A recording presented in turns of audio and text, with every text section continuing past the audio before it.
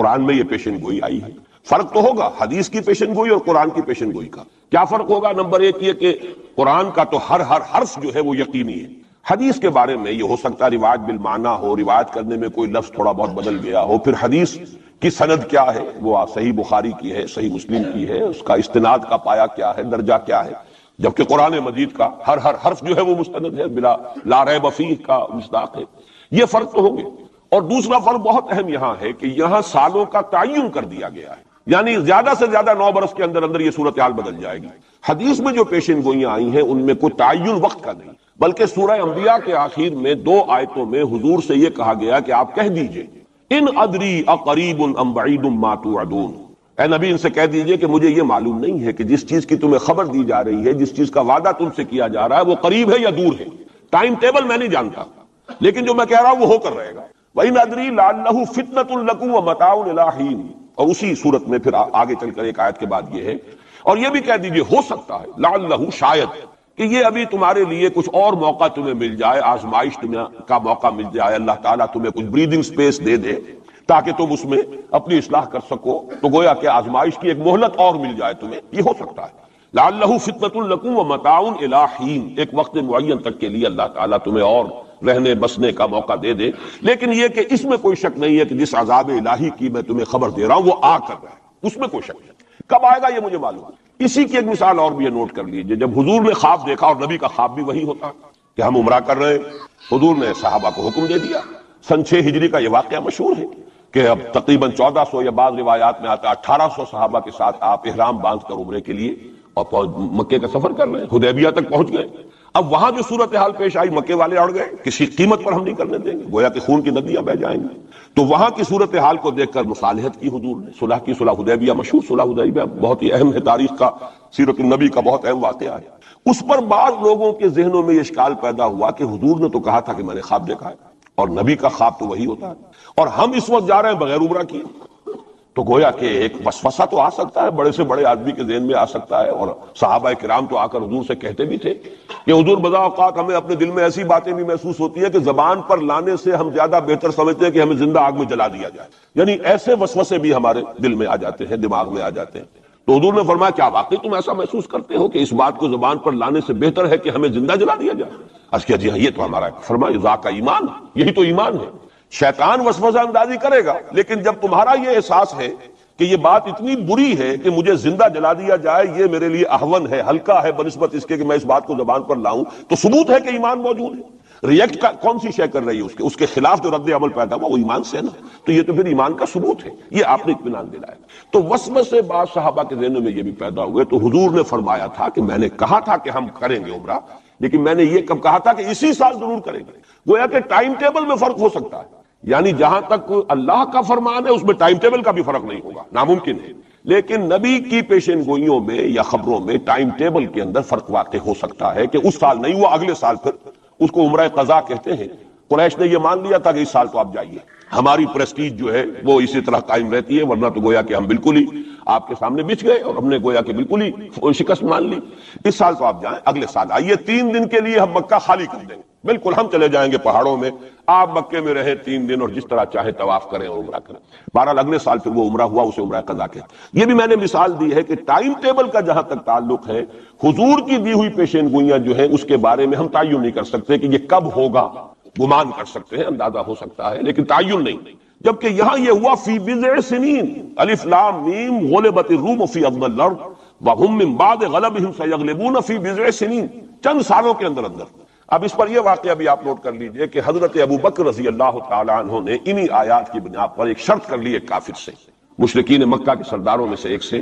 کہ 3 سال کی شرط انہوں نے لگا دی، کم سے کم مدت جو ہوتی بضع کی 3 سال، کہ 3 سال کے اندر اندر اگر یہ صورتحال تبدیل نہ ہوئی تو میں 100 اونٹ تمہیں دوں گا، اور اگر قرآن کی پیشن گوئی درست ہو گئی تو تم 100 اونٹ مجھے دو گے۔ اور اس وقت تک اس طرح کی شرط لگانا ابھی حرام نہیں ہوا تھا، چونکہ شریعت کے احکام تفصیلی تو آئے نہیں تھے، ابھی تو نہ شراب حرام تھی نہ جوا حرام تھا، تو اس طرح کی شرط لگانا کس طرح کوئی حرام والی بات تو تھی نہیں۔ لیکن حضور نے فرمایا کہ نہیں ابو بکر، یہ تم نے غلطی کی، جب بضع کا اطلاق 3 سے 9 تک پر ہوتا ہے تو تم 9 سال کی کرو، تم اونٹوں کی مقدار بڑھا دو، لیکن کہو کہ یہ 9 سال کی مدت جو ہے اس کے اندر اندر یہ معاملہ ہوگا، اس لیے کہ بضع قرآن مجید کا لفظ جو ہے وہ عربی زبان میں کم سے کم عقل مدت 3 برس ہے، لیکن یہ کہ اس کی اکثر مدت 9 برس ہے۔ تو حضرت ابو بکر نے وہ بدلا اور ٹھیک 9 سال بعد وہ صورتحال پیش آ گئی۔ اور یہ عجیب ہے تاریخ کا واقعہ، ہرقلیس کی یہ جو فتح ہے یہ بھی بڑی ہی معجزانہ تھی۔ وہ جو ڈائریکٹ روٹ تھا جس سے کہ ہمیشہ ان کی جنگیں ہوتی تھیں، یعنی اس کے ترکی کے مشرقی علاقے سے آ کر رومی جو ہے پھر میدان جنگ کو اختیار کریں، بحیرہ کیسپین کا راؤنڈ دے کر پہاڑی جو علاقہ ہے اس کے پیچھے سے آ کر اس نے حملہ کیا ہے اور ایک دم اچانک جو ہے ایرانیوں کو گویا کہ سرپرائز اٹیک کیا ہے۔ لیکن پھر یہ کہ شکست فاش ہوئی ایرانیوں کو، دوبارہ پھر جو ہے وہ یروشلم پر اس کا قبضہ ہو گیا۔ اس نے منت مانی تھی کہ اگر یروشلم دوبارہ فتح ہو جائے ہمارے ہاتھوں تو میں حمص سے لے کر اور یروشلم تک پیدل جاؤں گا اور وہاں جا کر جو ہے شکرانے کی نماز ادا کروں گا، کیونکہ وہ پھر صلیب انہیں دوبارہ واپس مل گئی، صلیب کو دوبارہ ریسٹور کرنا تھا اسی جگہ پر جا کر، تو پیدل چل کر یہ آیا۔ اور تاریخ میں نوٹ کر لیجیے جب یہ پیدل چل کر آیا تھا اسی وقت، اب زمانہ کافی گزر چکا تھا، تو پھر جو حضور کا نامہ مبارک گیا ہے سن 7 ہجری میں، یہ وہ زمانہ ہے جبکہ یروشلم وہ آیا ہوا تھا، اور اس وقت پھر ابو سفیان کو بلا کر، اس وقت تک وہ ایمان نہیں لائے تھے، حضور کے نامہ مبارک پر پھر ہرقلیس نے پھر سوال جواب کیے اور معلومات حاصل کی، کون شخص ہے، کیسا ہے، حسب نسب کیسا ہے، اس کا کردار کیسا رہا ہے، کون لوگ اس پر ایمان لا رہے ہیں، جو ایمان لاتے ہیں ان میں سے کوئی واپس بھی جاتا ہے کہ نہیں جاتا، کوئی مرتد بھی ہوتا ہے۔ بڑا ذہین انسان تھا، بڑا عالم و فاضل انسان تھا، پہچان چکا تھا کہ یہ وہی نبی ہے جن کا ہم انتظار کر رہے ہیں، لیکن وہ یہ چاہتا تھا کہ جیسے قسطنطین نے اس وقت یہ کیا تھا کہ وہ جب اس نے مذہب بدلا ہے، عیسائیت اختیار کی، تو پوری مملکت جو ہے عیسائی ہو گئی، تو نظام انٹیکٹ رہا، وہی ان کا بادشاہت کا نظام قائم رہا۔ چاہتا تھا کہ میرے یہ تمام کے تمام نائبین سلطنت اور جتنے بھی بطاریق ہیں، یہ بطریق، پیٹریارکس، یہ سب کے سب بھی میرے ساتھ اسلام قبول کریں۔ اور سارا یہ اس نے جو سوال جواب کیا تھا ابو سفیان سے، اسی لیے کیا تھا کہ سارے درباری قائل ہوتے چلے جائیں کہ واقعی یہ نبی سچا ہے، لیکن اس کی امید کے برعکس ہوا، ری ایکشن بڑا شدید ہوا ان کے وہ پادریوں میں اور ان کے جو پیٹریارکس تھے ان میں، تو پھر وہ بھی محروم رہ گیا، سلطنت کی بیڑی اس کے پاؤں میں پڑی رہ گئی، زنجیر پڑی رہ گئی، وہ اسلام سے محروم رہ گئی۔ بہرحال اب یہاں نوٹ کیجئے کہ 9 برس بعد 623 عیسوی میں اس کو فتح حاصل ہو، حضرت عمر نے وہ 100 اونٹ حاصل کیے، اگرچہ حضور نے پھر اس کے بارے میں حکم دیا کہ اسے صدقہ کرا، اس کو اب تم اپنے ذاتی استعمال میں نہ لاؤ، صدقہ کرا۔ اچھا، اس کے ساتھ اس پیشن گوئی میں دوسرا حصہ بھی ہے، الف لام میم غلبت الروم فی ادنی الارض وهم من بعد غلبهم سیغلبون فی بضع سنین للہ الامر من قبل ومن بعد۔ اللہ ہی کے ہاتھ میں ہے تمام معاملات کا اختیار، پہلے بھی اور بعد میں بھی، یہ تو ایمان کی بنیادی حقیقت ہے۔ وَيَوْمَئِذٍ يَفْرَحُ الْمُؤْمِنُونَ، اور اس روز اہل ایمان بھی بہت خوشیاں منا رہے ہوں گے۔ یہ اس پیشن گوئی کا دوسرا حصہ ہے۔ عین بدر کے دن یہ خبر آئی ہے کہ یہ پیشن گوئی صحیح ہو گئی۔ 9 برس ہو گئے، سن 5 جو نبوی سے اور غزوہ بدر 623 عیسوی میں غزوہ بدر ہو رہا ہے، 622 میں ہجرت ہے اور 623 میں غزوہ بدر ہو گیا، اور جس روز فتح مسلمانوں کو حاصل ہوئی ہے بدر میں، اور سرداران قریش جو ہے وہ کھجور کے کٹے ہوئے تنوں کے مانند جو ہے پڑے ہوئے نظر آئے ہیں میدان بدر میں، عین اسی وقت فتح کی خبر آئی ہے کہ رومیوں کو دوبارہ فتح حاصل ہو گئی ایرانیوں۔ یومئذ یفرح المؤمنون، اس دن اہل ایمان کو بھی بہت فرحت حاصل ہوگی، بہت خوشی حاصل ہوگی، وہ بھی جشن منا رہے ہوں گے بے نصر اللہ، اللہ کی مدد سے۔ بدر میں جو اللہ تعالیٰ کی نصرت آئی ہے، ینصر من یشاء، وہ تو مدد فرماتا جس کی چاہتا ہے، وہو العزیز الرحیم، اور وہ زبردست ہے، رحم فرمانے والا ہے۔ وعد اللہ، اب دیکھیے ذرا تاکید کا انداز دیکھیے، وعد اللہ، یہ اللہ کا وعدہ ہے، لا یخلف اللہ وعدہ، اور کان کھول کے سن لو، اللہ اپنے وعدے کے خلاف نہیں کرتا۔ ولکن اکثر الناس لا یعلمون، لیکن اکثر لوگوں کو علم حاصل نہیں ہے، اکثر لوگ جانتے نہیں۔ یہ جو میں نے آیات اور اس کا تاریخی پس منظر، کچھ تھوڑا سا جغرافیائی جو اس کا پس منظر ہے، وہ سارا آپ کے سامنے رکھا ہے۔ اس کا مقصد یہ ہے کہ ایک طرف تو جو پیشین گوئیاں ہیں ان کے بارے میں تعلیم یافتہ لوگوں کے ذہنوں میں بھی اگر کوئی اشکال ہے کہ حدیث میں جو پیشین گوئیاں آئی ہیں تو وہ رفع ہو جائے۔ ہمارے نزدیک قرآن اور حدیث میں کوئی فرق نہیں، قرآن بھی ہمیں محمد کے ذریعے ملا صلی اللہ علیہ وسلم، مجھ پر تو نازل نہیں ہوا، کسی اور پر نازل نہیں ہوا، ابو بکر پر نازل نہیں ہوا، نازل تو محمد پر ہوا صلی اللہ علیہ وسلم، وہ بھی آپ کی زبان مبارک سے ہمیں عطا ہوا ہے، آپ سے لیا ہے صحابہ نے، صحابہ سے تابعین نے، تابعین سے تبع تابعین نے، اور اس کے لیے ریٹن ورڈ ذریعہ نہیں بنا ہے، اصل جو ہے یہ اسپوکن، زبان سے زبان، اور اصل شے آج بھی جو ہے وہ قرات ہے قرآن کی، قرات اور قرات کا فن جو ہے یہ ہے اصل اس کے لیے حجت۔ یہ لکھنے کا معاملہ جو ہے وہ بھی تھا، اس کے بعد حضرت ابو بکر کے زمانے میں اس کو ایک کتاب کی شکل میں بھی جمع کر دیا، پھر حضرت عثمان نے اس کو ایک رسم الخط پر بھی تمام امت کو جمع کر دیا، یہ بھی بڑی قیمتی چیزیں ہیں، لیکن اصل جو ہے میڈیم قرآن مجید کا منتقل ہونا، کہ قلب محمد پر نازل کیا جبرائیل نے، انہ نزلہ علی قلبک، پھر لسان محمد سے صلی اللہ علیہ وسلم حاصل ہوا صحابہ کو، پھر صحابہ کی زبانوں سے، پھر یہ تابعین کو، تبع تابعین کو، تو یہ منتقل ہوتا آ رہا ہے۔ اور ہمارے ہاں جو فن قرات ہے اس میں باقاعدہ سند ہوتی ہے، جیسے فن حدیث میں سند ہے، آپ کس سے پڑھ رہے ہیں، اس نے کس سے پڑھی، اس نے کس سے پڑھی، سند چلے گی۔ اسی طریقے سے فن قرات میں سند ہے، جو ہمارے ہاں قراء ہوتے ہیں ان کا تعلق جو ہے وہ جڑ جائے گا اسی دور صحابہ کے قراء کے ساتھ۔ بہرحال اس وقت جو میں عرض کر رہا تھا کہ قرآن اور حدیث میں یہ فرق نہیں ہے، دونوں چیزیں محمد کی ادا کرنا، اور ہمیں معلوم ہے کہ حضور کو وحی صرف قرآن کی شکل میں نہیں ہوئی ہے، وحی خفی بھی ہوئی ہے، بہت سی باتیں اللہ تعالیٰ دل میں ڈالتا تھا، حضور کا خواب بھی وحی ہے، اس اعتبار سے وہ وحی خفی جس کو ہم کہتے ہیں اس پر بھی ہمارا ایمان ہے۔ البتہ فرق کیا ہے، جیسا کہ میں عرض کر چکا، یہ لفظ بلفظ محفوظ ہے، حرف بحرف، بلکہ لفظ بھی بڑی شے ہے، حرف بحرف محفوظ ہے۔ وہاں یہ ہے کہ اس طرح کی حفاظت کا جو ہے وہ دعویٰ نہیں ہے۔ نمبر دو یہ کہ یہاں جو شے ہے وہ اپنے ٹائم ٹیبل کے حوالے سے بھی قطعی ہوگی، وہاں یہ ہے کہ ٹائم ٹیبل کا ہم تعین نہیں کر سکتے، جبکہ قرآن مجید ہی کی 2 آیات آپ کو محکم سنا چکا ہوں، ان ادری اقریب ام بعید ما توعدون، نبی کہہ دیجیے مجھے نہیں معلوم جو کچھ تم سے وعدہ کیا جا رہا ہے وہ قریب ہے یا دور ہے۔ وَإِنْ أَدْرِي لَعَلَّهُ فِتْنَةٌ لَكُمْ وَمَتَاعٌ إِلَىٰ حِينٍ، اور میں نہیں جانتا، ہو سکتا ہے کہ ابھی تمہیں اللہ ایک مہلت اور دے دے، اور ابھی تمہیں اور رہنے بسنے کا موقع دے دے، تاکہ تمہیں ایک مہلت، ایک آزمائش مزید مل جائے۔ اب جو میں ذرا صرف حوالہ دوں گا، اس وقت تفصیل میں جانے کا موقع نہیں ہے، اس لیے کہ گزشتہ سال اس پہ تفصیل سے کئی جمعوں میں یہاں گفتگو کر چکا ہوں۔ قرب قیامت کی جو پیشین گوئیاں محمد الرسول اللہ صلی اللہ علیہ وسلم نے ہمیں دی ہیں، ان کو نوٹ کر لیجئے کہ وہ 2 قسم کی ہیں۔ ایک تو خاص خرق عادت واقعات جو قرب قیامت سے زمانے میں ہوں گے، سورج کا مغرب سے نکلنا اور اسی طرح کی دوسری اور علامات ہیں۔ ایک تو وہ علامات ہیں جن کو ہم کہتے ہیں علامات قیامت، اس میں پوری کتابیں لکھی گئی، غالباً شاہ رفیع الدین رحمۃ اللہ علیہ دہلوی جو ہے ان کی پوری کتاب اس کے اوپر موجود ہے، اس لیے کہ احادیث میں اس کی بڑی جو واضح نشانیاں ہیں وہ دی گئی۔ ایک یہ ہے کہ قیامت سے متصلاً قریب کے زمانے کے کچھ تاریخی واقعات کا تذکرہ۔ یہ ہیں 2 چیزیں کہ جن کو میں نے کافی پچھلے دنوں یہاں بیان کیا ہے، اس وقت میں صرف اس کا حوالہ دینا چاہتا ہوں۔ اور وہ حوالہ کیا ہے؟ پہلی بات یہ ہے کہ احادیث نبویہ سے صراحت کے ساتھ ثابت ہے کہ قیامت سے قبل پورے کرۂ ارضی پر اللہ کا دین اسی طرح غالب ہوگا جیسے کہ حضور کے دست مبارک سے آپ کی اپنی حیات طیبہ کے دوران جزیرہ نما عرب میں غالب ہے۔ یہ قطعی بات ہے۔ حضور نے 5 ادوار گنائے، یہ حدیثیں ہم نے اس کے ٹیکسٹ بھی عام کیے ہیں، ندائے خلافت میں ان کے ٹائٹلز پر شائع کیا ہے تاکہ یاد کریں آپ حضرات ان حدیثوں کو، اس لیے کہ جو حالات اس وقت ہیں اور جو سامنے آنے والے ہیں بہت مایوس کن حالات ہیں، اور مایوس کن حالات میں پھر اگر امید کی کوئی ڈور جو ہے وہ ہاتھ میں رہے تو آدمی کو سنبھالا ملتا رہتا ہے، کہیں نہ کہیں کچھ امید بھی جو ہے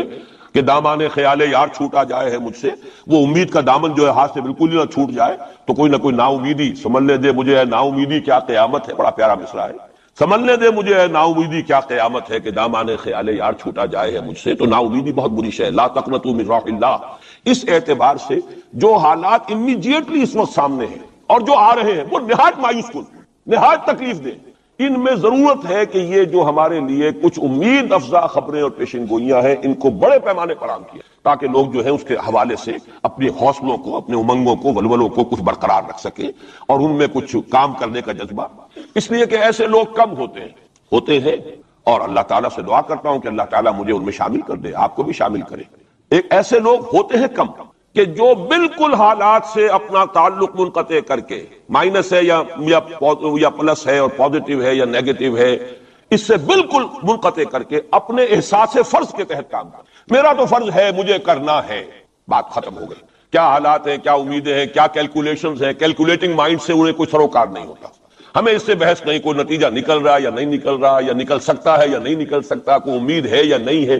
حضرت نوح علیہ السلام 950 برس تک دعوت دیے چلے جا رہے ہیں، کون سی امید تھی؟ آخری وقت تک کوئی امید بن نہیں آئی، کوئی امید تھی نہیں، 950 برس کوئی تصور ہم نہیں کر سکتے دعوت دے رہے، اس لیے کہ فرض ہے، آپ کے ذمہ ہے، آپ کو تو پہنچانا ہے۔ یا ایھا الرسول بلغ ما انزل الیک من ربک فإن لم تفعل فما بلغت رسالہ، اے رسول پہنچاتے رہو جو کچھ کے نازل کیا جا رہا ہے تم پر تمہارے رب کی طرف سے، تمہیں تو کرنا ہے۔ نتیجہ نکلے نہ نکلے، کو مانے نہ مانے، حالات بہتر ہوں یا اور بدتر ہو، اس سے بالکل لا تعلق۔ اس کو ہندی فلسفے میں ڈیٹیچمنٹ کہتے ہیں، اپنے آپ کو ایکشن جو ہے، ایکشن آدمی کر رہا ہے اپنے فرض کے تحت، اپنے آپ کو ڈیٹیچ کر لیجئے اس کے نتیجے سے۔ نتیجہ کو اچھا بھی نکلے تو خوشی بھی نہیں ہونی چاہیے، نتیجہ اگر کوئی برا نکلا تو افسوس بھی نہیں ہونا، یہ کوئی انتہا ہے، تھیوریٹیکل بات ہے۔ انسانی سطح پر تو یہی ہوگا کہ اچھا نتیجہ نکل رہا ہے تو کچھ نہ کچھ خوشی ہوتی ہے، فرحت ہوتی ہے، اطمینان ہوتا ہے، اور اگر کچھ دوسری صورت ہے تو پھر کچھ نہ کچھ رنج ہوتا ہے، افسوس ہوتا ہے۔ قرآن خود کہتا ہے فَلَعَلَّكَ بَاخِعٌ نَفْسَكَ أَلَّا يَكُونُوا مُؤْمِنِينَ، اے نبی کیا آپ اپنے آپ کو صدمے سے ہلاک کر لیں گے کہ یہ ایمان نہیں لا رہے؟ تو یہ صدمہ ہونا، رنج ہونا، دکھ ہونا، افسوس ہونا، یہ اپنی جگہ پر ہے۔ یا اگر کہیں کوئی کامیابی ہو جائے، حضرت عمر کے ایمان لانے کی خبر آئی تو حضور نے بھی نعرہ تکبیر بلند کیا، اب یہ ایک فوری تاثر ہے، ہونا چاہیے۔ آپ کو کسی چیونٹی نے کاٹا ہے کہیں سے تو فوراً ہاتھ آپ کا جو ہے وہ جنبش کھائے گا، یہ ریفلیکس ایکشن ہے، یہ ہوگا۔ لیکن ہندو فلسفی میں تو یہاں تک ہے کہ ڈیٹیچ کر لو اپنے آپ کو اس درجے کہ آپ کا اپنے ایکشن کے ساتھ، action for the sake of action, یا یوں کہیے کہ وہ اپنے مقصد کے تحت جو ہے آپ کام کر رہے ہیں۔ باقی یہ کہ کیا نتیجہ نکلتا ہے نہیں نکلتا ہے، امید افزا ہے یا مایوس کو، بالکل چھوڑ دیجیے۔ بہرحال اس کی ضرورت ہے، لیکن ایسے لوگ جیسا کہ میں نے عرض کیا ہوتے کم۔ اکثریت لوگوں کی ایسی ہوگی کہ کچھ نظر آتا ہو تو کچھ کام کرتے ہیں، کچھ حوصلہ بڑھتا ہے، پھر کچھ اور ہمت جو ہے بنتی ہے۔ اس حوالے سے میں کہتا ہوں کہ چونکہ جو موجودہ حالات ہیں اور مستقبل قریب میں جو حالات آ رہے ہیں وہ سخت مایوس کن، انہی کا بعد میں تذکرہ کروں گا۔ لیکن اس وقت جو ہے اگر ہم ان حدیثوں کو سامنے رکھیں گے کہ پہلی بات یہ کہ اس دنیا پر پورے عرضی پر دین کا غلبہ ہو کر رہے گا، دین حق اسی طرح نافذ ہوگا جیسے کہ حضور کے ہاتھوں نافذ ہوا ہے جزیرہ نما عرب۔ اور یہ جو گلوبل ڈومینیشن ہے اسلام کی، یہ ایک تو اس سے بھی ثابت ہے کہ 3 مرتبہ قرآن میں فرمایا گیا هو الذی ارسل رسولہ بالہدی ودین الحق لیظہرہ علی الدین کلہ۔ حضور کا مقصد بعثت ایکسکلوسیو شان ہے، یہ صرف آپ کی ہے، کسی اور نبی اور رسول کی نہیں ہے، کہ قرآن کہتا ہے غلبہ دین کے لیے بھیجا ہے، صرف تبلیغ کے لیے نہیں بھیجا۔ باقی تمام انبیاء صرف تبلیغ کے لیے آئے، تبلیغ، تذکیر، تبشیر، تذکیر، نصیحت، جو بھی کہیں، تعلیم، تزکیہ۔ لیکن غلبہ دین کا لفظ صرف محمد الرسول اللہ صلی اللہ علیہ وسلم کے بارے میں آیا اور 3 مرتبہ آیا، کسی اور نبی کے لیے 1 مرتبہ بھی نہیں۔ اور دوسری بات یہ بھی قرآن کے محکمات میں سے ہے کہ وَمَا أَرْسَلْنَاكَ إِلَّا كَافَّةً لِلنَّاسِ بَشِيرًا وَنَذِيرًا، ہم نے نہیں بھیجا ہے محمد آپ کو مگر تمام نوع انسانی کے لیے، پوری نوع انسانی کے لیے۔ گویا کہ پورے عالم انسانیت پر غلبہ دین ہوگا تو بعثت محمدی کی تکمیل ہوگی۔ پورے عالم جب بھیجا گیا پورے عالم انسانی کے لیے، اس اعتبار سے بھی صغرا کبرا جوڑیے تو اس کا نتیجہ نکلتا ہے۔ باقی یہ کہ حضور نے وضاحت کے ساتھ وہ احادیث جو ہیں جیسے میں نے کیا، میں نے بارہا آپ کو سنائی ہے، حضور نے 5 دور گنوائے ہیں: دور نبوت، دور خلافت علی منہاج النبوہ، حدیث کا ٹیکسٹ میں بیان نہیں کر رہا وقت کی کمی کی وجہ سے، پھر دور ایسی ملوکیت کا جو کٹ کھنی ہوگی، ظالم، کاٹ کھانے والی، پھر دور ایسی ملوکیت کا جو جبری ہوگی، یہ میرے نزدیک جو غلامی کا دور ہمارا گزر چکا ہے اور ابھی ہے، پارشلی ختم ہوا، پارشلی باقی ہے۔ براہ راست جو ہے ویسٹرن امپیریلسٹ پاورز جو ہیں وہ یہاں سے چلی گئی ہیں، ان کی فوجیں اب موجود نہیں ہیں ہمارے ہاں، لیکن یہ کہ ان کی تہذیب، ان کا تمدن، ان کا فکر، ان کے نظریات، ان کے فلسفے، ان کی سوچ، ان کا طرز بود و باش، انہی کا لباس، انہی کی صفت، یہ سب کچھ موجود ہے۔ اور ٹیکنالوجی میں، علم میں اور معاشیات میں ہم بالکل بھکاریوں کی طرح ان کے سامنے ہاتھ پھیلانے پر مجبور۔ تو وہ ختم نہیں ہوا چوتھا دور، بلکہ در حقیقت یہ ایک انٹرم پیریڈ ہے چوتھے اور 5ویں کے درمیان۔ اور 5واں آپ نے فرمایا ثم تکون خلافت علی منہاج النبوہ، پھر 5واں دور آئے گا خلافت علی منہاج النبوہ۔ اور اس وقت گویا کہ پوری جو یہ عالم انسانیت ہے یہ اس چوتھے اور 5ویں دور کے درمیان میں ہے، یہ ایک درمیان کا عرصہ ہے، نو مینز لینڈ کہہ لیجئے اس کو، یا یہ کہ برزخی یہ دور ہے۔ وہ جو دور تھا امپیریلزم کا، مغربی امپیریلزم، غیر مسلموں کی ہم پر حکومت، ملکن جبرین، اور وہ خلافت علی منہاج النبوہ۔ پھر وہ 2 حدیثیں حضرت ثوبان رضی اللہ تعالی عنہ سے جو کہ مسلم شریف میں مروی ہے کہ مجھے اللہ تعالیٰ نے ساری زمین سکیڑ کر دکھا دی، یہاں تک کہ میں نے اس کے سارے مشرق دیکھ لیے، سارے مغرب دیکھ لیے۔ وَإِنَّ أُمَّتِي سَيَبْلُغُ مُلْكُهَا مَا زُوِيَ لِي مِنْهَا، اور سن لو کہ میری امت کی حکومت ان تمام علاقوں پر قائم ہو کر رہے گی جو مجھے سکیڑ کر دکھا دیے گئے۔ اب اس کے بعد مجھے تو کوئی شک ہے نہیں، صحیح ہند میں سے ہے روایت، صحیح مسلم، بعض حضرات کے نزدیک تو صحیح مسلم کا درجہ صحیح بخاری سے بھی بلند ہے، لیکن یہ کہ اکثر و بیشتر جو ہے ٹاپ پر صحیح ہیں جنہیں ہم کہتے ہیں صحیح بخاری، صحیح مسلم، یہ حدیث کے مجموعے میں سب سے اوپر ہے۔ اچھا، دوسری حدیث حضرت مقداد ابن اسود سے، لا يبقى على الارض بيت وبر ولا مدر الا ادخل الله فيه كلمة الاسلام، اللہ تعالیٰ اس روح ارضی پر ایک گھر نہیں چھوڑے گا، نہ اینٹ گارے کا بنا ہوا گھر، نہ کوئی کمبلوں کا بنا ہوا خیمہ جس میں اسلام کو داخل نہ کر دے۔ البتہ اسلام کا داخلہ 2 طریقوں سے ہوگا، بعز عزیز و ذل ذلیل، یا تو گھر والا اور خیمے والا اسلام قبول کر لے گا تو اسلام کے اعزاز کے ساتھ اس کا بھی اعزاز ہو گیا، وَلِلَّهِ الْعِزَّةُ وَلِرَسُولِهِ وَلِلْمُؤْمِنِينَ، عزت تو ہے اللہ کے لیے، اس کے رسول کے لیے، اہل ایمان کے لیے، گھر والا بھی اس کا اعزاز ہوا، اس کے گھر میں اسلام داخل ہوا اس کے اعزاز کے ساتھ۔ اگر نہیں قبول کرے گا تو نیچے ہو کر رہنا پڑے گا، یؤتوا الجزیۃ عن ید وہم صاغرون، چھوٹے ہو کر جزیہ پیش کرنا ہوگا۔ تو گویا کہ اسلام تو اس کے گھر میں بھی داخل ہو گیا، لیکن وہ بدبخت اعزاز اسلام سے خود محروم رہا۔ لیکن غلبہ تو ہو گیا نا، یدخلون فی دین اللہ افواجا کی وہ شکل تو ہو گئی کہ اللہ کا دین جو ہے وہ غالب ہو گیا۔ گیا، اطاعت تو انہیں کرنی پڑے گی، اسلام کی بالادستی قبول کرنی ہو، رہے ہندو رہے سکھ رہے پارسی رہے عیسائی رہے، پرسنل لا میں ان کی جان مال عزت آبرو کی حفاظت کا ذمہ بھی لیا جائے گا، ان کے عقائد کو بھی زبردستی نہیں بدلوایا جائے گا، ان کے مندروں گردواروں اور کلیساؤں اور سلوتاس جو ہے سینیگاگ ان کی حفاظت کی جائے گی، لیکن بالادستی اسلام کی۔ یہ ہے مسند احمد ابن حنبل کی روایت ہے حضرت مقداد ابن اسود سے۔ تو پہلی بات تو یہ ہے کہ یہ یقین، کم سے کم مجھے تو اس کا یقین حاصل ہے الحمدللہ، اور میں چاہتا ہوں کہ ہر شخص ہر مسلمان کے دل میں یقین پیدا ہو۔ لیکن اس سے پہلے ایک اور دور ہے، وہ دور ہے کہ جس کو ہمارے اس زمانے میں آ کر دو طبقوں نے اس کے بارے میں اتنی غلط فہمیاں پیدا کی ہیں، اور اکثر ہمارے پڑھے لکھے بزوں میں خیش راسخ العقیدہ مسلمانوں کے اندر بھی دلوں میں نقب لگی ہوئی، سمجھتے ہیں کہ ہم تو قادیانی نہیں ہیں، سمجھتے ہیں کہ ہم تو منکر حدیث نہیں ہیں، لیکن ان حدیثوں پر ان کا یقین نہیں ہے، حالانکہ یہ بخاری شریف کی روایات ہے، حالانکہ یہ مسلم شریف کی روایات ہے کہ اس سے پہلے ایک دور آنا ہے مسلمانوں پر سخت عذاب کا دور، اور یہ عذاب جو ہے شدید ترین عذاب، اس کی جو سب سے اہم شخصیت ہے المسیح الدجال، یہودیوں کے ہاتھوں آئے گا، اور یہودیوں میں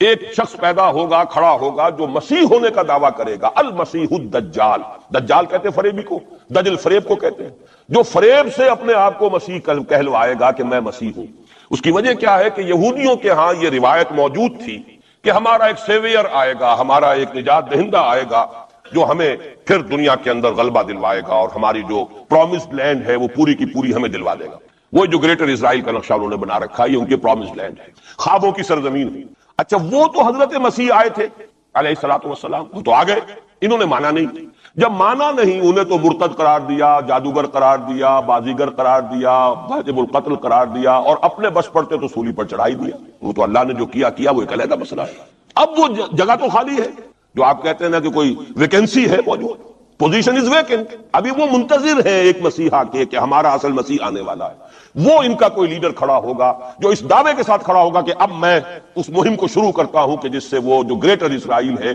پوری عظیم تر اسرائیل وجود میں لاؤں گا۔ دیر کیا لگتی ہے، کوئی وزیر اعظم جو بھی ہو اسرائیل کا کھڑا ہو جائے ڈٹ کر کہ ٹھیک ہے وی ڈکلیئر وار، اور ہم تو یہ علاقے اب لے کر رہے ہیں، جس کو کہ اس نے بھی کہا ہے، یہ جو اس وقت ہے ریبین جو ہے، اس کے بارے میں خیال یہ ہوا تھا کہ جب یہ وزیر اعظم بنا اسرائیل کا کہ یہ بڑا ماڈریٹ ہے، بہت ایسا ہے ویسا ہے، اور اس نے وہ امریکن سے اپنا وہ 10 بلین کا جو لون لینا چاہتے تھے اس کو اوکے کرانے کے لیے کچھ دنوں کے لیے نئی سیٹلمنٹس کی تعمیر کا کام بھی سسپینڈ کر دیا، تو بڑی امیدیں ہو گئیں چلو جی ایک پروسیس آف جو پیس ٹاکس شروع ہو جائیں اور یہ ہو جائے۔ لیکن سب ثابت ہو چکا ہے، اسی زمانے میں وہ گیا اپنے فوجی ہیڈ کوارٹر میں، اور جا کر وہاں پہ اپنے فوجی آفیسرز کی وہ جو اب لوگوں میں تشویش ہو گئی ہوگی کہ ہم کس خواب کو دیکھ رہے ہیں اور یہ شخص کدھر چلنے لگ گیا ہے، تو جا کر کہا، اور رپورٹ ہوئی ہے خبر، اس نے کہا یہ نہ سمجھو کہ گریٹر اسرائیل کو میں نے چھوڑ دیا ہے، اس کا نقشہ تو میرے دل پر کندہ ہے، اور میں منتظر ہوں وہ وقت آئے کہ ہم وہ گریٹر اسرائیل قائم کریں۔ کوئی شخص کھڑا ہو جائے گا، اس کے لیے وہ ڈکلیئر کر دے گا، کوئی شکلیں اور کوئی سچویشن ہو سکتی ہے۔ اور اس اعتبار سے نوٹ کیجئے کہ یہ بابری مسجد کی شہادت کے بارے میں یہ صحیح بات کہی جا رہی ہے کہ یہ در حقیقت ایک فیلر ہے، ہنود اور یہود کے جو گٹھ جوڑ ہے۔ یہ میں آپ کو پہلے بتا چکا ہوں کہ یہ جو وہاں کا ہندو فنڈامنٹلسٹ ہے ہندوستان کا، باقاعدہ وفد گئے اسپین، یہ معلوم کرنے کے لیے کہ اسپین میں مسلمانوں کو جو ایکسٹرمینیٹ کیا تھا کس طریقے سے کیا تھا۔ باقاعدہ یہ تو ریسرچ کرتے ہیں، محنتیں کرتے ہیں، اور بہت ہی مستقل مزاجی کے ساتھ کام کرتے ہیں، ان تو باقاعدہ اس کا بھی جائزہ لیا ہوا ہے۔ پھر اسرائیل کے ساتھ جو ہم کے کانٹیکٹ ہو رہے ہیں، اور ابھی جو اسرائیل کا وزیر اعظم وہاں پہ آنے والا تھا، وہ وزیر خارجہ غالباً کسی وجہ سے ابھی جو صورت ہو گئی ہے اس کو ملتوی کیا ہے، تو یہ در حقیقت یہ دیکھنا ہے کہ مسلمانوں کے اندر جان ہے تو کتنی، یہ فیلرز پھینکے جایا کرتے ہیں، اندازہ ہو جائے کتنا ریئیکشن ہے۔ وہ ریئیکشن جتنا کچھ تھا ہو لیا، اور ہمارا ریئیکشن ہونا کیا ہے؟ اس سے پہلے جب مسجد اقصیٰ کے ساتھ جو بھی بے حرمتی ہوئی اور جب یروشلم گیا ہے، کتنا کو رونا پیٹنا ایک دفعہ تو پورے عالم اسلام میں ہو گیا تھا، اب کہاں ہے وہ رونا پیٹنا؟ اب تو ریکنسائل کیے بیٹھے، اب تو وہی عرب ممالک ایک ٹیبل پر جا کر میڈرڈ میں تو بیٹھ آئے نا آخر اسرائیل کے ساتھ، اور اب مسلسل گفتگو واشنگٹن میں جو ہے ایک پہلا round, second round, third round, کبھی تو اس کے ساتھ ایک میز پر بیٹھنا گوارا نہیں تھا، اس کو ریکگنائز کرنے کا کوئی سوال نہیں تھا، اب اس کی باتیں بھی ہو رہی ہیں۔ تو معلوم ہوتا ہے کہ یہ سارے جو ہیں حالات، یہ کوئی ایسی باتیں نہیں ہیں، کوئی فیری ٹیلز ہوں یا کوئی پریوں کی کہانیاں ہوں جو آنے والی ہیں کیسے ہم مان لیں۔ یہ صحیح عقیدہ اسلامی ہے، ازروع احادیث، حضرت مسیح علیہ السلام زندہ آسمان پر اٹھائے گئے، اور وہی حضرت مسیح علیہ السلام دوبارہ آئیں گے، اور یہودیوں کا آخری قلاقمہ انہی کے ہاتھوں ہوگا۔ اور یہ در حقیقت قرآن مجید کا جو فلسفہ ہے انبیاء اور رسول کے بارے میں، اس کے عین مطابق ہے۔ جس قوم کی طرف کوئی رسول بھیج دیا جاتا تھا، وہ قوم جب رد کر دیتی تھی رسول کی دعوت کو، اتمام حجت کر دیا رسول نے، 950 برس تک دعوت دی ہے، قوم نے رد کر دیا. یا حضرت ہود نے کتنے عرصے دعوت دی، اس کی وضاحت نہیں ہے، طویل عرصے تک دی، قوم نے رد کر دیا. حضرت صالح نے کتنے عرصے دعوت دی، قوم نے رد کر دیا. پھر کیا ہوتا تھا، اس قوم کو ہلاک کر دیا جاتا تھا، ختم کر دیا، پھر اس کا نام و نشان نہیں چھوڑا جاتا تھا. فقطع دابر القوم الذین ظلموا، جڑ کاٹ دی جاتی تھی اس ظالم قوم کی. لا یرا الا مساکنہم، اب ان کے صرف مسکن نظر آتے تھے، وہ رہنے والے نظر نہیں آتے تھے. چلے جائیے قرطبہ میں دیکھ لیجئے اور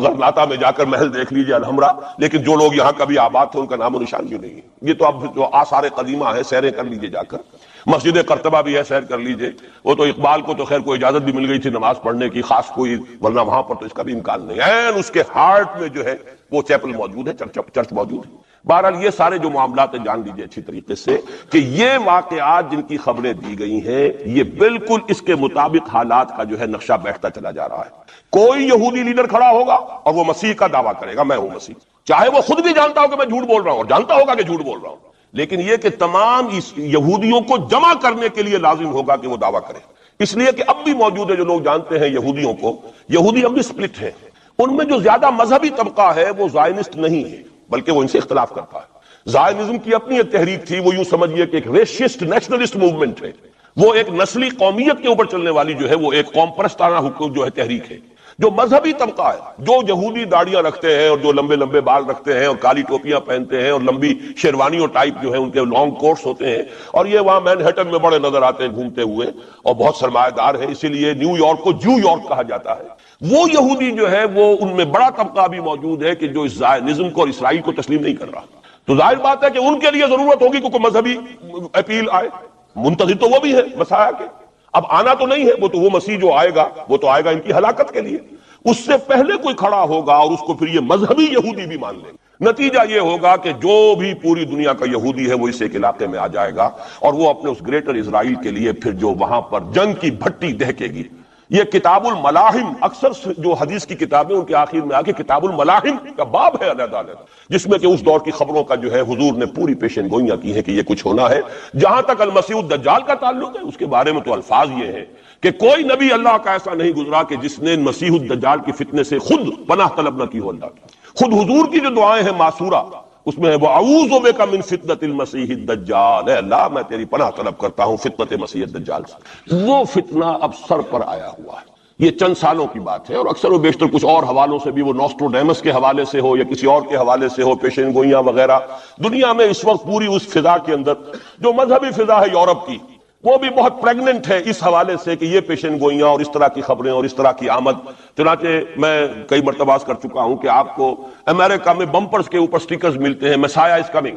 جیزس از کمنگ. یہ عیسائیوں کا ہے، وہ بھی منتظر ہیں حضرت مسیح کی آمد کے، ہم بھی منتظر ہیں حضرت مسیح کی آمد کے. وہی مانا کہ حضرت مسیح نازل ہوں گے، حضور نے خبر دی ہے، اور آ کر مسلمان کے پیچھے نماز پڑھیں گے. وہ ایک امتی کی حیثیت سے آئیں گے، اب نبی کی حیثیت سے نہیں آئیں گے، بلکہ اپنی امت جو ہے یہود، جنہوں نے کہ ان کو انکار کر دیا تھا قبول کرنے سے، ان کو سزا دینے آئیں گے. انہی کی ہلاکت اور بربادی کے لیے آئیں گے، جیسے کہ حضرت نوح کی نگاہوں کے سامنے ان کی قوم ہی نہیں، ان کا بیٹا بھی غرق کیا گیا نگاہوں کے سامنے، جس طرح کہ حضرت ہود کی نگاہوں کے سامنے ان کی قوم جو ہے وہ برباد کی گئی. اسی طریقے سے اللہ کا یہ قانون رہا ہے کہ جس قوم کی طرف رسول بھیج دیا، اس قوم نے اگر رد کر دیا دعوت کو، اس قوم کو اسی رسول کے سامنے ہلاک کیا گیا، تاکہ نظر آ جائے کہ یہ تمہارے جو مجرم ہیں یہ کیفر کردار کو پہنچ گئے. یہ ہے معاملہ کہ جو یہودیوں کے ساتھ بعد میں پیش آنا ہے. اس کے بعد تو پھر وہ اسلام کے غلبے کا دور آ جائے گا، لیکن اس سے پہلے مسلمانوں پر شدید ترین عذاب کا دور آ رہا ہے. اور یہ خبریں جو ہیں یہ بھی احادیث میں. اسی لیے میں نے کہا تھا کہ موجودہ حالات اور امیڈیٹ فیوچر بہت ڈارک ہے، بہت گلومی ہے مسلمانوں کے لیے. البتہ مسلمانوں میں اور مسلمانوں میں ایک فرق ہے، یہ اس کو نوٹ. یہ میں ساری باتیں جو کہہ رہا ہوں محکمات قرآنی کی بنیاد پر کہہ رہا ہوں. میرا تو بہرحال جو بھی اب زندگی گزری ہے قرآن مجید کے پڑھنے پڑھانے میں گزری ہے، اسی پر سوچ بچار ہے. گفتگو میری ہے تو قرآن کے حوالے سے الحمدللہ، دعوت ہے تو قرآن کی ہے. تو میں جو کچھ کہہ رہا ہوں، لیکن اب ہر چیز کے لیے تفاصیل سے اور تفصیل کے ساتھ دلائل بیان کرنے کا یہ وقت نہیں ہے. مختلف مواقع پر میں اس کے لیے دلائل دیتا رہا ہوں. لیکن نوٹ کر لیجئے، میں نے اسی مسجد میں ایک دفعہ ہیومن جیوگرافی کا لفظ استعمال کیا تھا کہ یہ جو تاریخ انسانی ایک جغرافیہ بھی ہے. تقریباً 600 کروڑ دنیا میں اس وقت حضرت آدم کی نسل آباد ہے. ان میں سے 1/5 1 ارب سے زائد ہے، 120 کروڑ کے لگ بھگ ہیں مسلمان. ان سے دگنے ہیں عیسائی حضرت مسیح علیہ السلام کے نام لیوا. باقی جو ہے وہ پھر بقیہ ہیں، ہندو ہیں، بدھ ہیں، یہ ہیں، وہ ہیں، لیکن یہ سمجھ لیجئے کہ یہ ہے ہمارا اس وقت ہیومن جیوگرافی کا ایک معاملہ۔ یہ جو 120 کروڑ کے قریب مسلمان ہیں، کلمہ گو ہے، محمد کا امتی ہے صلی اللہ علیہ وسلم، اب اس کے دو حصے کر لیجئے۔ 20 کروڑ کے لگ بھگ ہے عرب،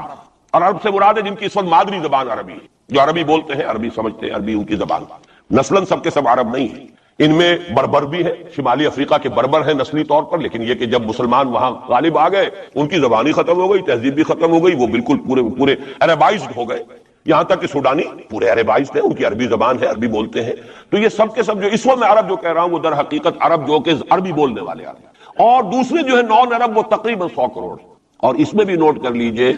ان میں سے لگ بھگ 40 کروڑ سب کانٹیننٹ میں آباد ہے۔ سب کانٹیننٹ پاکستان، بھارت اور بنگلہ دیش، 40 کروڑ۔ کتنی بڑی تعداد ہے امت مسلمہ کا، 1/3۔ اگر ٹوٹل 120 کروڑ ہے تو ٹوٹل کا 1/3 جو ہے وہ ان 3 ملکوں کے اندر ہے جو کبھی ایک ہندوستان ہوتا تھا، اسی لیے میں اس کے لیے لفظ استعمال کرتا ہوں بر عظیم پاک و ہند، اس میں 40 کروڑ کے قریب مسلمان۔ بہرحال اس میں جو تقسیم ہے ازروع قرآن وہ دو کی ہے، امیین اور آخرین، یہ قرآن کی اصطلاحات ہیں سورہ جمعہ میں۔ هو الذی بعث فی الامیین رسولا منہم، ایک امیین ہیں جن میں سے خود حضور تھے، عرب، آپ کی زبان عربی، اور انہی کی زبان میں قرآن نازل ہوا، نوع انسان را پیام آخری حامل رحمت للعالمین، وکذالک انزلناہ قرآنا عربیا لعلکم تعقلون۔ لعلکم تعقلون میں تو مخاطب نہیں ہوں، میری زبان تو عربی نہیں ہے، لعلکم تعقلون میں کون مخاطب ہے؟ وہ جن کی زبان عربی ہے۔ ان لوگوں کو اللہ نے رتبہ زیادہ دیا، فضیلت دی، اس سے بڑی فضیلت کیا ہوگی؟ حضور انہی میں سے ہیں صلی اللہ علیہ وسلم۔ منہم هو الذی بعث فی الامیین رسولا منہم، انہی میں سے۔ پھر یہ کہ ان کی زبان میں اللہ نے اپنا کلام نازل کیا، فضیلت بھی بڑی ہوئی، لیکن فضیلت جہاں بڑی ہوتی ہے ذمہ داری بھی زیادہ بڑی ہوتی ہے، اور زیادہ بڑی ذمہ داری والا آدمی کوتاہی کرتا تو سزا بھی زیادہ بڑی ہوتی ہے۔ تینوں چیزیں جو ہے لازم و ملزوم ہیں۔ جن کے درجے ہیں سوا، ان کی سوا مشکل ہے، درجہ سوا ہے، بلند ہے، ذمہ داری بھی زیادہ ہے، کوتاہی ہوگی تو سزا کی بھی زیادہ مستحق ہوگا۔ اس کا مصداق ہے عالم عرب، خاص طور پر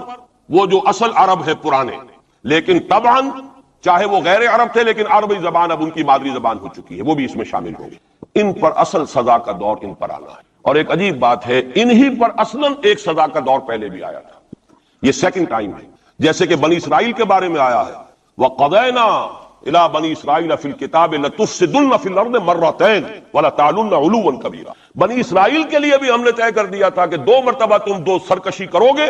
اور ہمارے عذاب کے کوڑے تمہاری پیٹھ پر برسیں گے۔ یہی معاملہ بنی اسماعیل کا ہے۔ پہلا دور ان پر آیا تھا کب؟ آج سے 750 برس قبل، کروڑوں قتل کروائے تاتاریوں کے ہاتھوں، ان کی حکومت ختم، آخری خلیفہ بنی عباس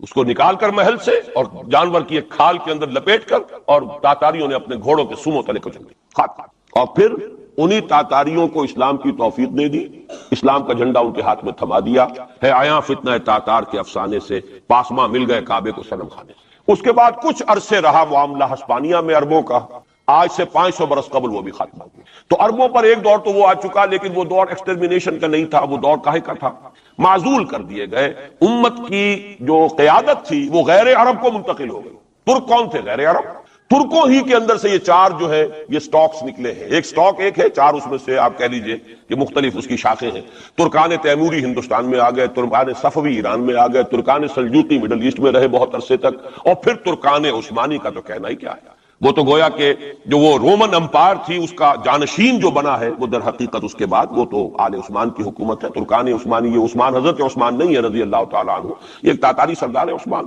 جن کی اولاد ہے جس کو آپ آٹومان ٹرکس کہتے ہیں، اور یہ پھر سلطنت جو ہے آٹومان گریٹ آٹومان کنگڈم جو کہ اب ختم ہوئی ہے اس صدی میں، پہلی یہ جو صدی ہے اس کی ابتدا میں پہلی جنگ عظیم کے بعد اس کا خاتمہ ہوا ہے، اس کا بس صرف ایک سمجھیے کہ نشان ترکی کی شکل میں رہ گیا ہے، باقی وہ گریٹ امپائر جو ختم ہو۔ اسی کے ریمیننٹس بوسنیا میں بیٹھے ہوئے جن کے اوپر اس وقت ظلم ہو رہا ہے، انہی کے جارجیا میں بیٹھے ہوئے، جارجینز تو ہیں بھی اصل میں ٹرک، نسل ٹرک ہیں، بوسنینز جو ہے ٹرکس نہیں ہیں، لیکن یہ اسی زمانے میں اسلام لائے تھے جبکہ یہاں پر آل عثمان کی حکومت قائم ہوئی تھی، اور پورا مشرقی یورپ جو ہے وہ ترکان عثمانی کے زیر نگین۔ بہرحال یہ ایک سزا کا دور جو ہے وہ تو آ چکا، دوسری سزا اور سختر سزا کا دور اب آ رہا ہے۔ اس کا آغاز گلف وار سے ہو چکا، جیسا کہ میں نے عرض کیا ٹائم ٹیبل کوئی نہیں دیا جا سکتا، خبریں موجود ہیں اس کے بعد یہ ہونا ہے، یہ ہونا ہے، یہ ہونا ہے، اور 8 اقساط میں ہم ندائے خلافت میں وہ مضمون شائع کر چکے ہیں۔ جس میں احادیث میں زیادہ تر سنن ابی داؤد کی روایات ہیں، بڑی تفصیل موجود ہے، اور یہ ہے مجھے بھی پسند نہیں، آپ کو بھی پسند نہیں،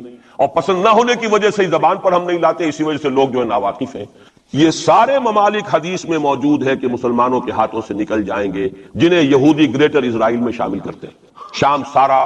عراق سارا، مصر کا ڈیلٹا جتنا علاقہ زرخیز ہے اس کا جو بھی اچھا علاقہ ہے سارا، شمالی حجاز کا علاقہ سارا،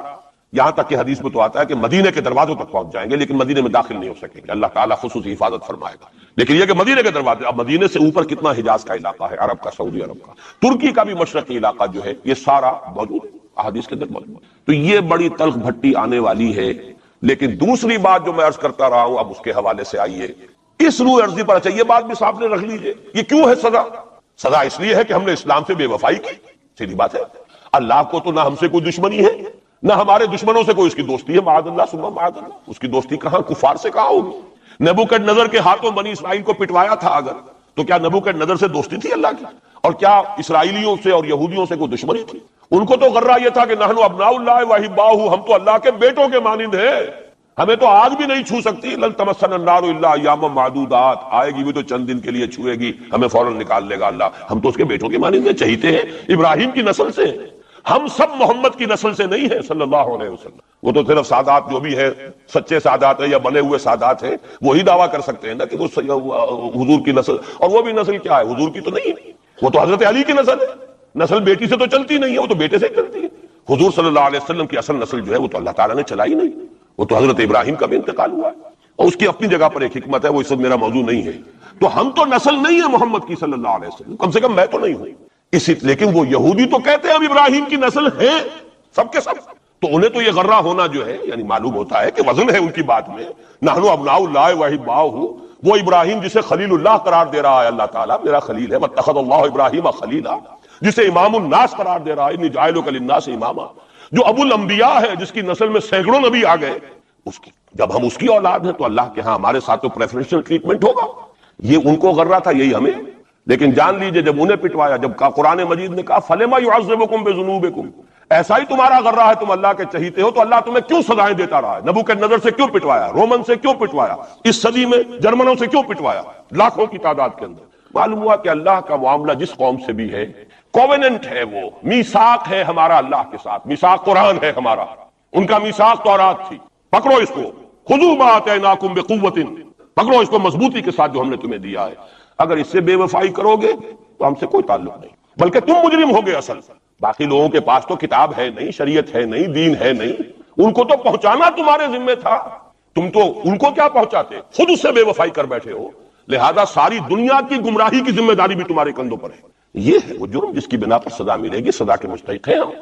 اور ہم میں سب سے بڑھ کر عرب ہیں، جن کی مادری زبان عربی ہے، جن کو صرف نحو پڑھنے کی ضرورت نہیں قرآن سمجھنے کے لیے، وہ تو از دل خیزت بر دل ریزت، براہ راست کمیونیکیشن قرآن سے ہو رہی ہے۔ وہ بے وفائی کریں تو ظاہر بات ہے مہا مجرم وہ ہے۔ لیکن پھر غیر عرب مسلمانوں میں اس وقت روئے ارضی پر سب سے بڑی مجرم قوم